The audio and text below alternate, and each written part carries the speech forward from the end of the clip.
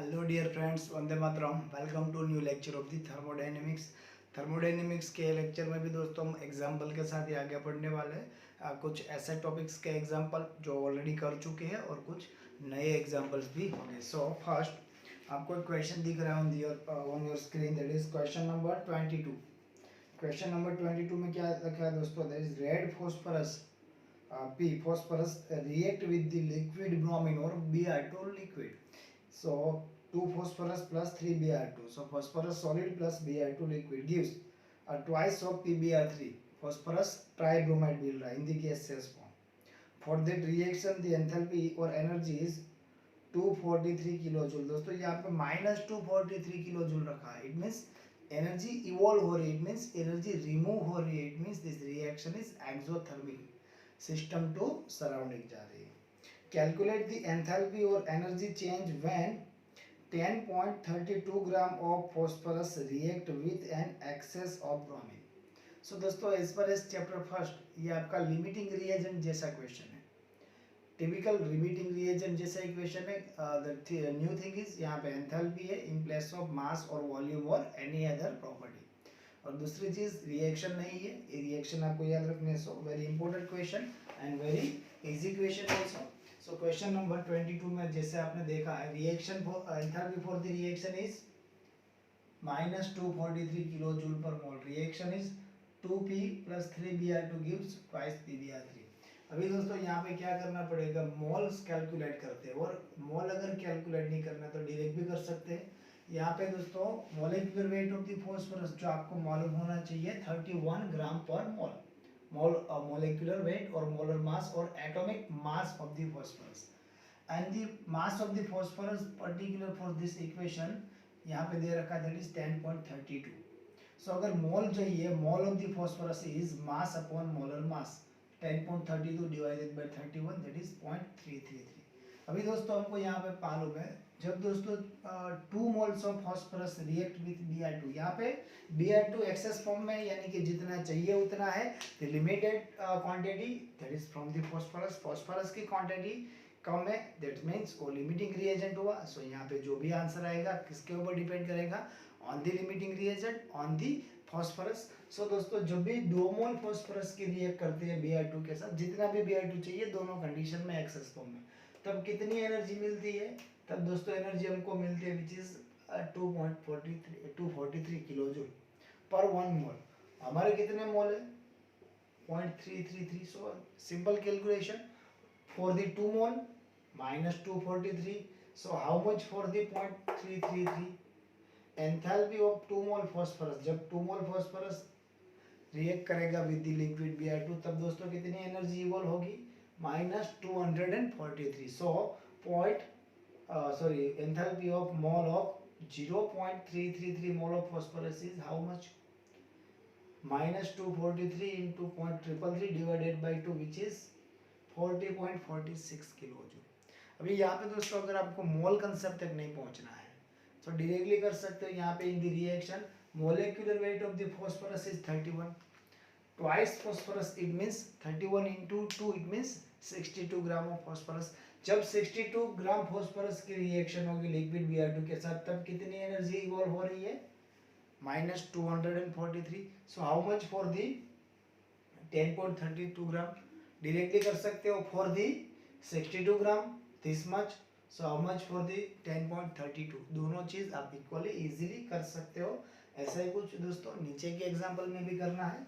Okay sorry ये example थोड़ा अलग रहेगा, इसके बाद के 2 एग्जांपल है वो समाउ सिमिलर होंगे। Now question number 25, just concentrate on the question number 25। आपको स्क्रीन पे क्वेश्चन दिख रहा होगा। Calculate the enthalpy change for the reaction. There is one reaction is given here, combustion of the CH4, methane का combustion है। CH4 gas plus twice of O2 gas gives CO2 gas plus 2H2 gas. The enthalpy of formation for the methane, carbon dioxide and H2 is given there। O2 gas के लिए, N2 gas के लिए, pure metal की है 0 रहेगी, दे नहीं रखा but आपको पता है that formation enthalpy for the O2 gas is 0। सो चारों के आपके पास है। So total enthalpy change calculate करना है, बहुत ही इजी क्वेश्चन होगा दोस्तों। क्या करना पड़ेगा फॉर दैट कंडीशन? उसके लिए आपको कुछ नहीं करना है, total enthalpy of the product minus total enthalpy of the reactant. ये तो आपने ऑलरेडी बहुत अच्छे से कर रखा है। सो यहाँ पे अगर ये लिखना है reaction CH4 gas plus twice of O2 gas gives CO2 gas plus twice of H2O. Particular for that condition, if you want to calculate reaction enthalpy, so for the reaction enthalpy, total enthalpy of the product minus total enthalpy of the reactant.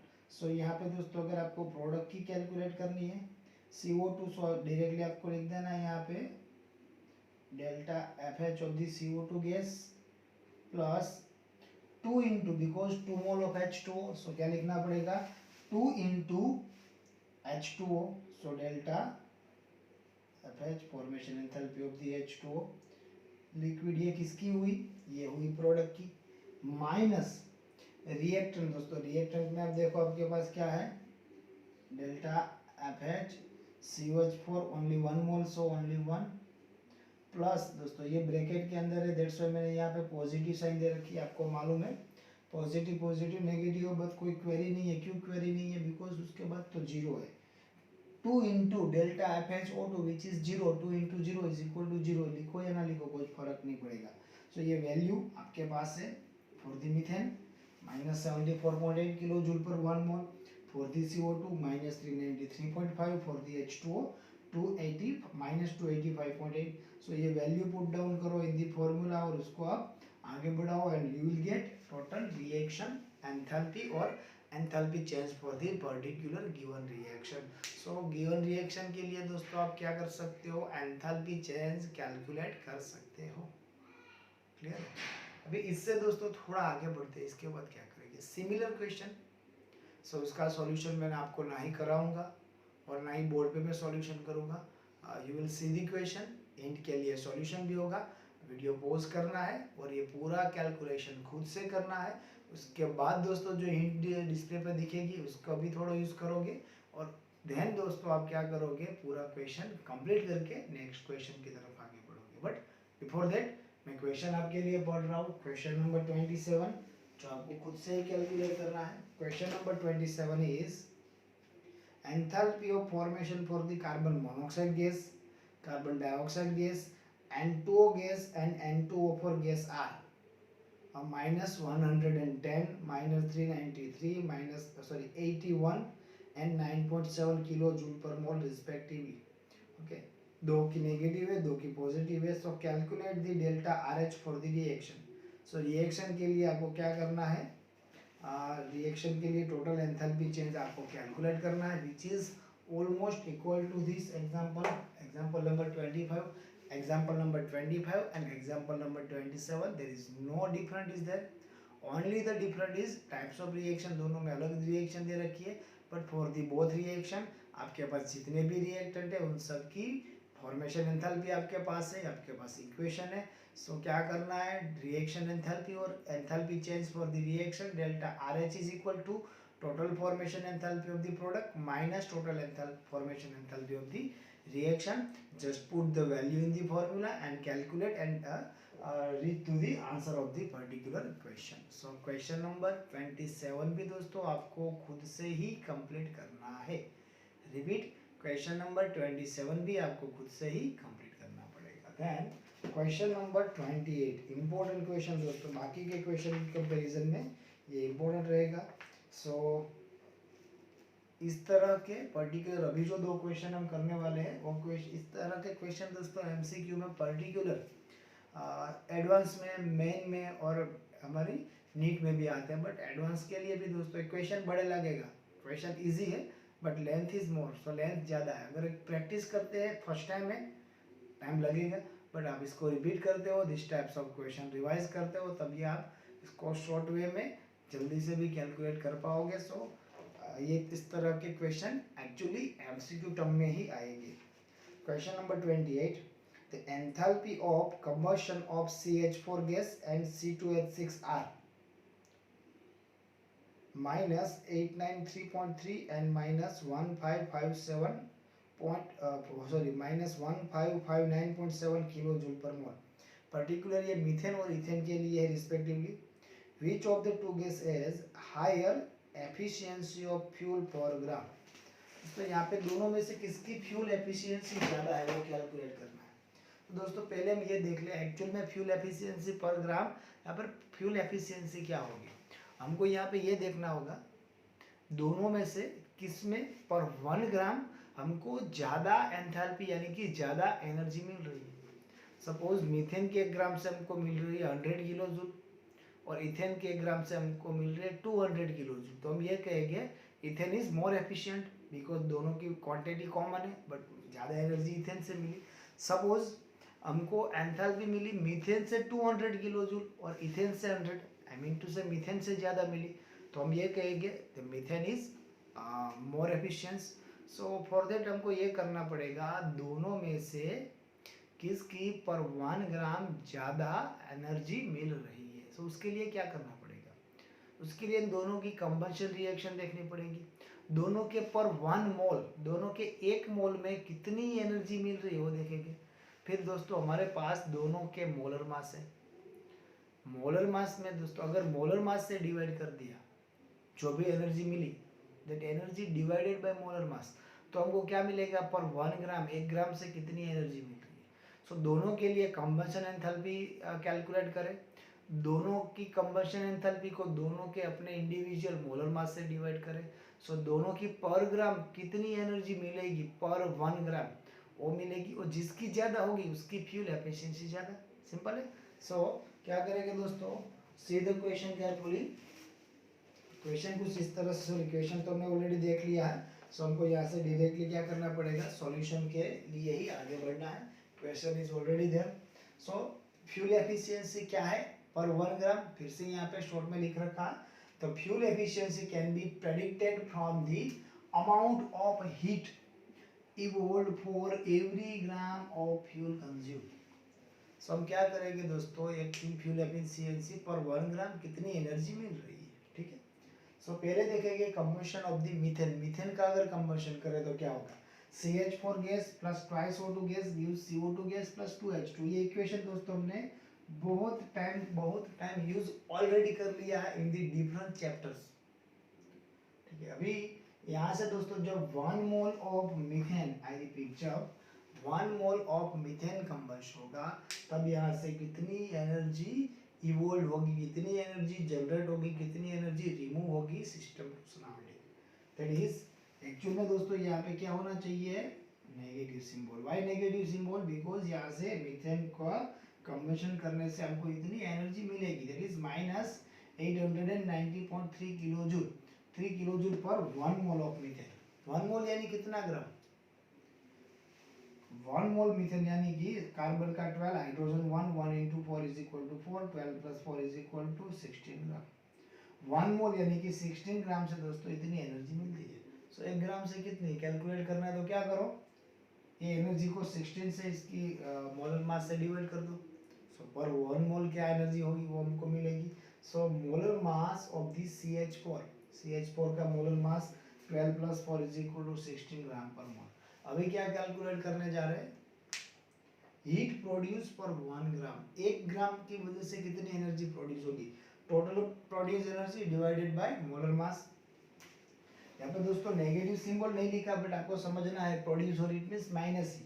So 890.3 divided by 16, सो हम ये कहते हैं 55.64 kilo joule पर ग्राम, kilo joule पर ग्राम। Now kilo joule पर मोल हम नहीं लिख सकते, पर 1 ग्राम इतनी इवॉल्व होगी, इतनी प्रोड्यूस होगी। ये प्रोड्यूस ही हो रही है। अगर ये आपको वेरीफाई करना है देन फॉर दैट आप यहाँ पे क्या कर सकते हो, you can multiply the minus symbol over here. अगर दोस्तों मैंने यहाँ पे माइनस नहीं लिखा है, it doesn't mean this reaction is endothermic, this is exothermic. Energy evolve ही हो रही है, एनर्जी यहाँ पे प्रोड्यूस ही हो रही है। सो मिस्टेक होनी चाहिए। उसके बाद दोस्तों ये पर 1 ग्राम मीथेन के लिए क्या होगा, कितनी प्रोड्यूस होगी हमने कैलकुलेट कर दी। Similar reaction with the ethane. So combustion of the ethane, ethane is C2H6 plus O2 gives CO2 plus H2O। As we learn दोस्तों, आपने तब भी फर्स्ट चैप्टर में ही पढ़ा होगा। आप methane, ethane, propane, butane, ethene, propane, butane या ethane, propane, butane किसी का भी कंबशन करोगे, product is common carbon dioxide and H2O। You just have to balance the reaction. अगर दोस्तों आप यहाँ पे इक्वेशन बैलेंस करोगे तो कुछ इस तरह से इक्वेशन मिलेगा आपको, twice of C2H6 plus 7O2 gives 2H2O plus 4CO2 plus 6H2O। Actual में हम दोस्तों बैलेंस करके वेरीफाई करते हैं। यू कैन सी, अगर दोस्तों यहाँ पे हमारे पास कितने कार्बन है, 2 कार्बन है, तो पहले हम यहाँ पे क्या कर देंगे 2H2O। हाइड्रोजन कितने हैं हमारे पास, हाइड्रोजन दोस्तों हमारे पास है 6, यहाँ पे 3 से मल्टीप्लाई कर देंगे। बट तब प्रॉब्लम क्या आएगा दोस्तों, प्रॉब्लम ये आएगा carbon is okay, hydrogen is okay, but what about oxygen, 2 into 2 4, 4 plus 3 7, odd number हुआ। इसको इवन करने के लिए, इसको इवन करने के लिए बाकी सबको 2 से मल्टीप्लाई करो, 2 2 into 2 4, 3 into 2 6। अभी दोस्तों कार्बन देखो, 2 into 2 4, 4 carbon, oxygen 4 into 2 8 plus 6 कितने हो गए 14, हाइड्रोजन 6 into 2 12, 6 into 2 12। सो 14 को दोस्तों इक्वल करने के लिए 7O2। बट ये रिएक्शन के लिए आपको एंथैल्पी मिलेगी, that is reaction enthalpy, not the combustion enthalpy for the ethane, क्योंकि हमने पढ़ा था combustion enthalpy for 1 mole ethane के 1 मोल के लिए चाहिए। अगर इसका 1 मोल चाहिए 2 मोल से, 2 में से आपको एक ही चाहिए, डिवाइडेड बाई 2, 2 से डिवाइडेड करो, 2/2 is equal to 1, 7/2, 4/2 is equal to 2, 6/2 is equal to 3. So for the 1 mole, I repeat, for the 1 mole, the combustion enthalpy for the reaction is minus 1559.7 kilojoule per mole. Clear? Molar mass of the ethane, जो methane के साथ किया था, similar thing with the ethane. Molar mass of the ethane is C2H6 के लिए carbon 2 into 12 24, 1 into 6 6, 24 plus 6 is equal to 30 ग्राम पर मोल। पर 1 ग्राम कितना होगा, हीट प्रोड्यूस पर ग्राम, टोटल एनर्जी। यस, यहाँ पे भी एक्चुअल में ये सिंबल माइनस है, आपको यहाँ पे माइनस ही समझना है। सो 1559.7 by 30 and your answer is near about 51.99 kilojoule पर ग्राम, नॉट मोल, किलोजूल पर ग्राम। अभी दोस्तों दोनों में कंपेयर करो, जब भी मीथेन की 1 ग्राम क्वांटिटी कंबस्ट होगी, वी विल गेट 55.64 किलोजूल पर 1 ग्राम। यहाँ पे इथेन का जब 1 ग्राम कंबशन होगा तब कितनी एनर्जी मिलेगी, दैट इज 51.99 और 52।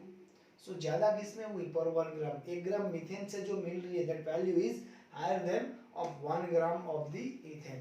सो हम ये कहेंगे इन दोनों में ज्यादा फ्यूल एफिशिएंसी कौन है। So we can say more fuel efficiency is, I repeat, more fuel efficiency is methane, क्योंकि 1 ग्राम से ज़्यादा एनर्जी मिल रही है। नेगेटिव सिंबल यहाँ पे भी नेगेटिव, वहाँ पे भी नेगेटिव, नेगेटिव सिंबल वो ये इंडिकेट करेगा एनर्जी इवॉल्व हो रही है, exothermic reaction. Okay, final question for this slide, ये स्लाइड का फाइनल क्वेश्चन ये है दोस्तों, क्वेश्चन नंबर 29। क्वेश्चन दोस्तों पहले पढ़ लेते हैं। इस तरह के क्वेश्चन भी कॉम्पिटिटिव में कई बार आ चुके हैं और आगे भी आ सकते हैं। So question number 29 is in a gobar gas plant. Yes, gobar gas plant, ये सब आपने सोशल साइंस में, प्राइमरी में, सेकेंडरी में ऑलरेडी पढ़ चुके हैं।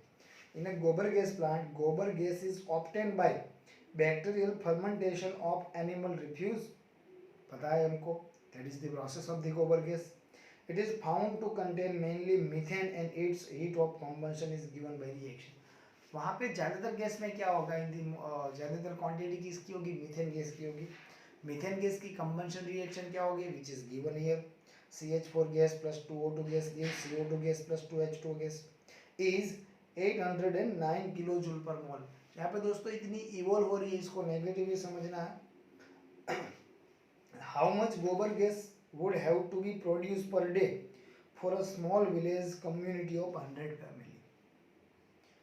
एक गांव है जहाँ पे टोटल 100 फैमिली रहती है, उसके लिए दोस्तों कितनी क्वांटिटी, मतलब कितना गोबर गैस प्रोड्यूस करना पड़ेगा 100 फैमिली के लिए। सर ये कैसे पता चलेगा, कोई फैमिली ज़्यादा यूज़ करेगी, कोई कम यूज़ करेगी। For that if we assume that each family has to be supplied 20,000 kilojoule of energy per day.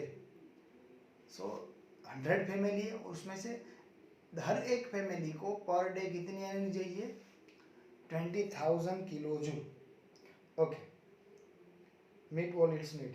तो methane content in gobar gas is 80% by wait.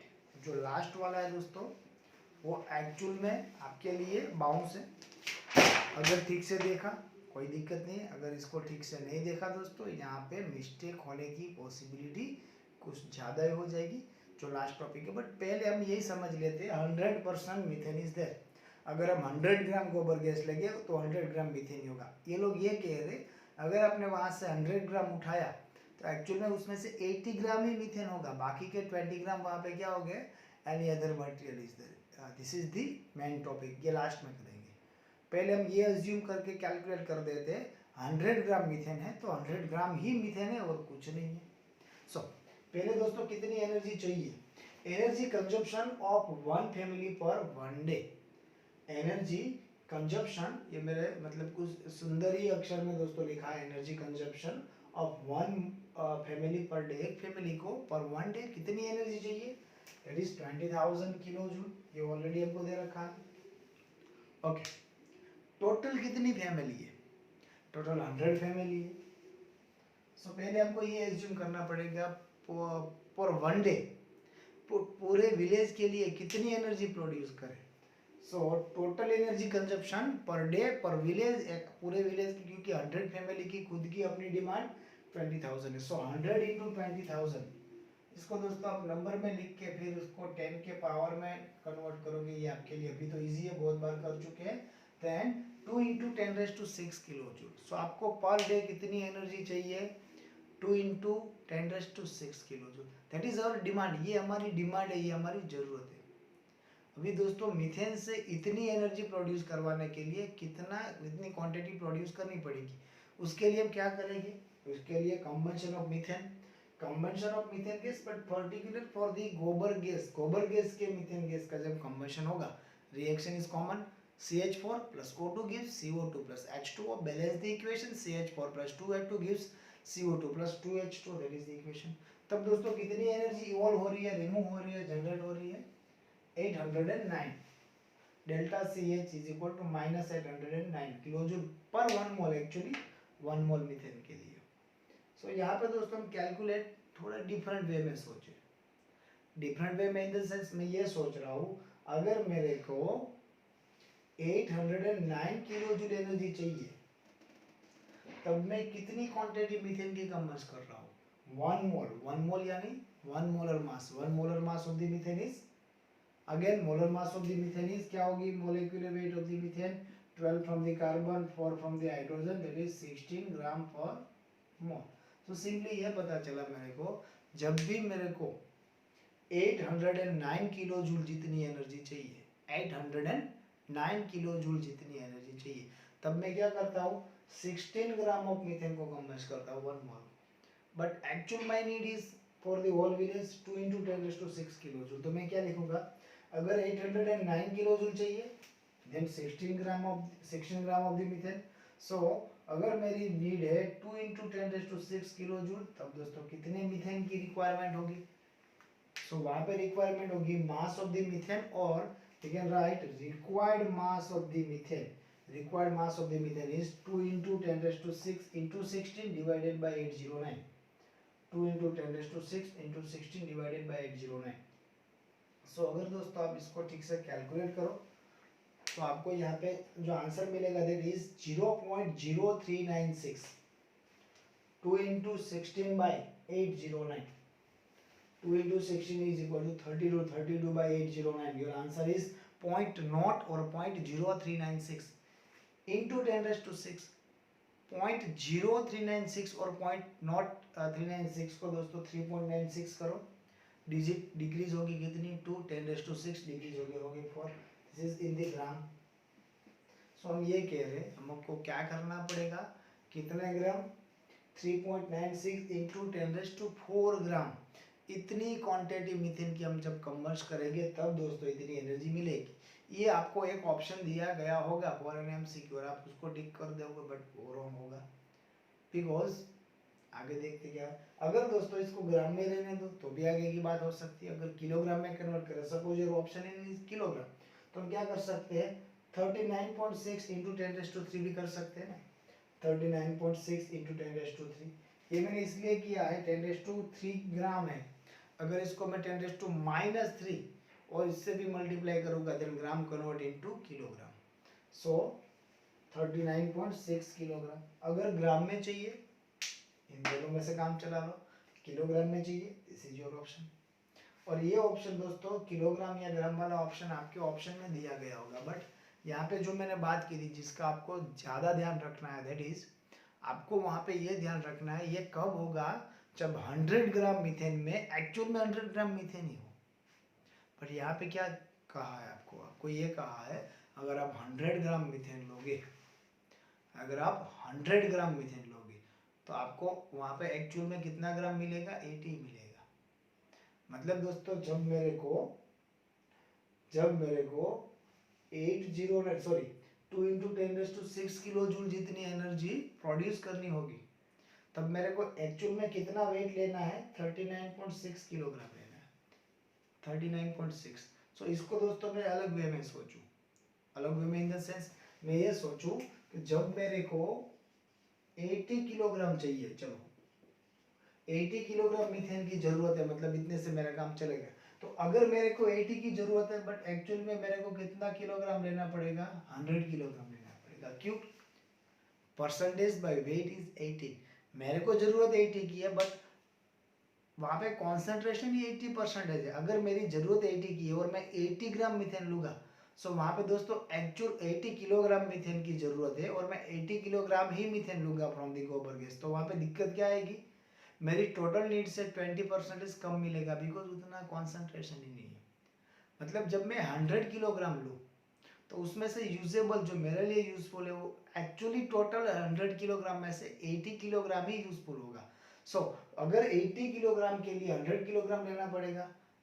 सो अगर दोस्तों आपकी नीड 39.6 किलोग्राम है, 39.6 किलोग्राम है, तब आपको कितनी क्वांटिटी लेनी पड़ेगी 39.6 into 100 divided by 80।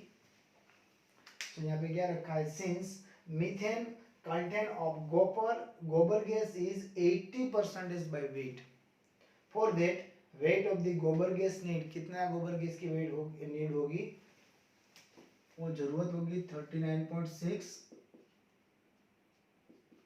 Into 100 divided by 80। और यहाँ पे ज्यादातर बच्चे क्या करेंगे, अगर मैं 100 ग्राम लूंगा तो उसमें से 80 मिलेगी, अगर मैं 39.6 लेता हूँ तो कितना मिलेगा। कैलकुलेशन इज राइट बट वहां पे दोस्तों इससे भी कम वैल्यू 39.6 की 80% आप फाइंड आउट करोगे। आपको वो नहीं करना है, आपको 39.6 चाहिए, उसके लिए कितनी क्वांटिटी लो उसका 80% ये वैल्यू हो।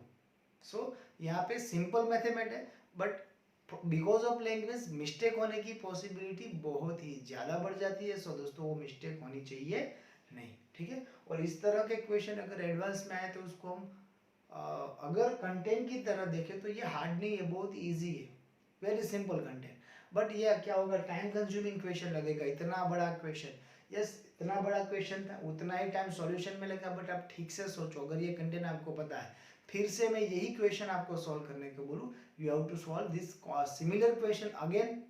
और आपको एक मैं और प्रीलिम दे रहा हूँ, आपको क्या करना है, I don't need a perfect solution, rough solution okay, या फिर आप सॉल्यूशन ना दो तो भी चलेगा, माई नीड इज एन आंसर। तो आप क्या करोगे, जल्दी से कैलकुलेट कर दोगे अगर ये आपने पहले प्रैक्टिस किया है देन, तब ही दोस्तों आप ये कर पाओगे। सो प्रैक्टिस करना है, इस तरह के क्वेश्चन कॉम्पिटिटिव में आएंगे, इससे रिलेटेड कई सारे एमसीक्यू भी दोस्तों आपको मिलने वाले हैं, ठीक है। सो आगे भी और क्वेश्चन भी हमको करने हैं बट इससे पहले दोस्तों ये इंपॉर्टेंट एग्जांपल्स है, इसको जल्दी से आपको लिख लेना है, ठीक है।